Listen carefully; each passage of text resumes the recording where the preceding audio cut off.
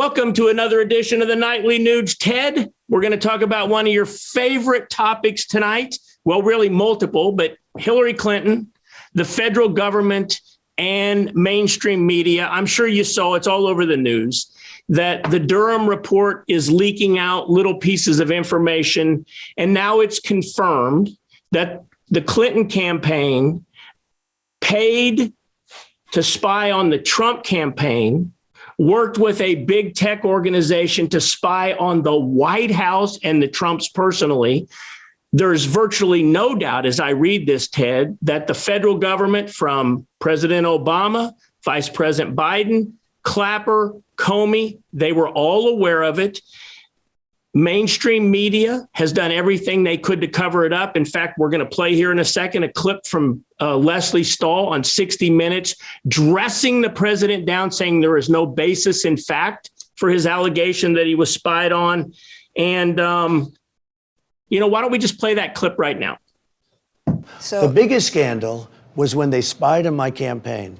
They spied on my campaign. There's no real evidence of that. Of course there is. It's all over the place. Leslie, Sir, they spied on my campaign and they got caught. Can I say something?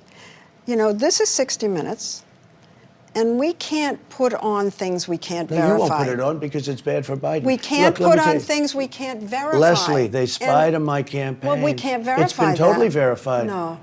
It's been, just go down and get the papers. They spied on my campaign, they got caught. No. And then they went much further than that, and they got caught.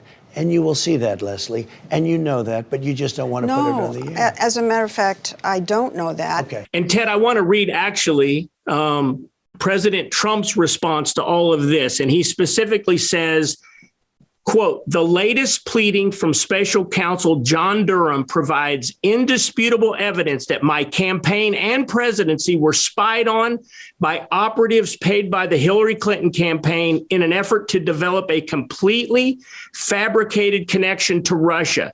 This is a scandal far greater in scope and magnitude than Watergate, and those who were involved and knew about this spying operation should be subject to criminal prosecution. In a stronger period of time in our country, this crime would have been punishable by death." Wow. Powerful words, Ted. What's your take on this entire scandal? Ditto, ditto, ditto. Deep state, there's no deep state, shadow government. Oh, that's a conspiracy theory. The light shining on the abuse of power by the United States government, especially the players that you just mentioned that the Durham report has spotlighted, is inescapable. People that are brainwashed by CNN, overall media, big tech, fact checkers, which have admitted they just don't like other opinions. They don't like information that's contrary to their opinions. It is unbelievable. But again, we could continue to spotlight cockroaches and condemn the abuse of power by the deep state shadow government. When I see Trey Gowdy, when I see Jim Jordan, when I see my Fox News friends constantly spotlight cockroaches, I'm waiting for the boot to come down and squash. But you know what, Ted? It doesn't happen. And this is the real question I have of you. How many times, and it seems like every time President Trump has made these allegations, starting with the fact that he was spied on during the campaign, they laughed, said, false, but that's now true. Said he was spied on in the White House. They said false, now true. The Russian narrative, oh, no, it's true. No, it's not true. And every single time this happens, no one pays the price for it. Hillary Clinton, the last I know, still walking free.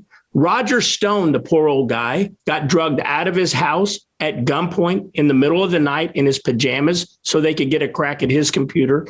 None of that is happening to anybody on the opposite side of this equation, Ted.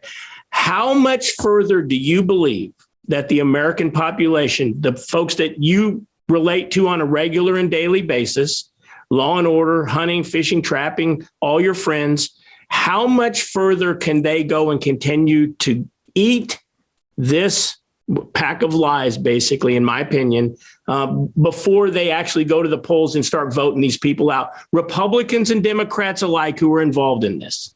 We have already come to that juncture, Keith, and Americans are getting fed up. I recommend that people look what we did in Virginia.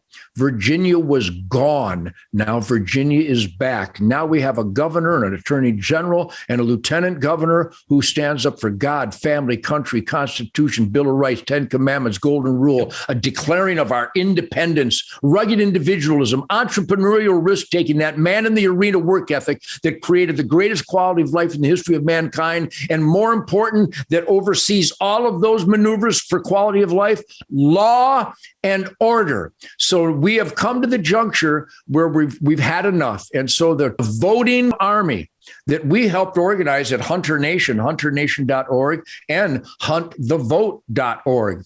This is a grassroots, we the people uprising to go against immoral, anti-constitutional, anti-freedom, anti-American, anti-human decrees and mandates where we have now come to this moment in time. So I'm a big supporter, and I salute all these great, great families who are standing up, and I support the Canadian truckers and all those families, and I support the American trucker convoy that is going to go from California to Washington, D.C. for a peaceful First Amendment protest against the immorality and the violations of their oath and their turning on the American people. The American people are standing up. God bless the warriors for freedom.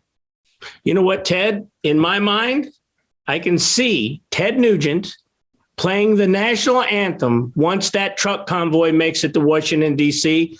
I hope it happens. You've made some very good points. You really want to make a change, you got to vote. Huntthevote.org is a great place to start.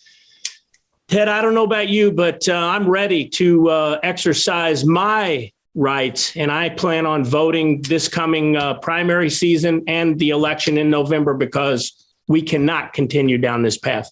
Ted, thank you very much, and come back again tomorrow. We'll have another edition of the Nightly News.